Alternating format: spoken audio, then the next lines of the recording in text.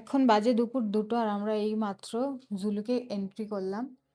তো এখানকার ভিউ নিয়ে তো আর কিছু বলার নেই। মেঘ পুরো দেখো, আমাদের জানলা দিয়ে, রুমের জানলা দিয়ে মেঘ ঢুকছে। আর পুরো মেঘাচ্ছন্ন একদম, মানে মেঘ ছাড়া আর কিচ্ছু দেখা যাচ্ছে না। পাহাড় ঠাড় কিচ্ছু দেখা যাচ্ছে না, এখানে শুধু মেঘ আর মেঘ। এতদিন এই যে 2-3 দিন ধরে আমরা এত পাহাড় দেখলাম, আর এখন এসে শুধু মেঘ দেখতে পাচ্ছি, মানে মেঘের ওপরে আমরা ভেসে রয়েছি এরকম মনে হচ্ছে। আর এই যে হচ্ছে আজকে আমাদের রুমটা। রুমটা একটু ছোটোখাটোই।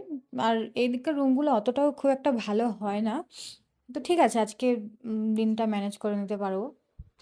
কালকে আমরা যাবো পর গ্যাংটকে। তো ওখানে কিরকম কি হয় এখনো জানি না। কিন্তু এখানকার আর ঠান্ডা, প্রচুর ঠান্ডা বাবা, ঠান্ডায় আমি কথা বলতে পারছি না। চলো ব্যালকনিটা একবার তোমাদেরকে দেখাই।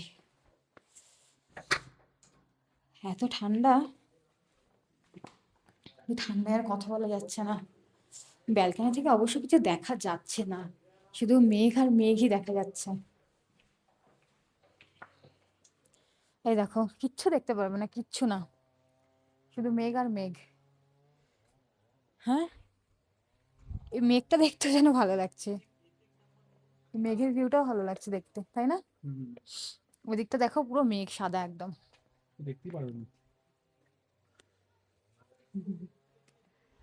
চলো এখন আমরা ফ্রেশ হয়ে নিই, ফ্রেশ হয়ে খাওয়া দাওয়া করবো, একটু রেস্টও নিতে হবে। কালকে জার্নিটা অনেক লম্বা হতে চলেছে। তো টাটা।